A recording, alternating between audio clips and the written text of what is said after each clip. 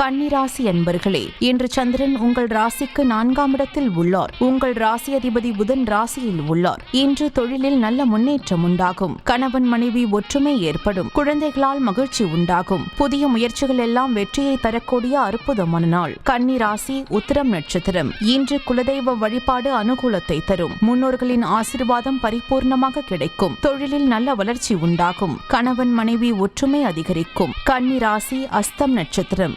இன்று நண்பர்கள் உறவினர்களால் ஆதாயம் உண்டாகும். தந்தை வழி சொத்து கைக்கு வரும். வீடு வண்டி வாகன யோகம் உண்டாகும். சிலருக்கு குழந்தை பாக்கியம் ஏற்படும். கன்னிராசி சித்திரை நட்சத்திரம்.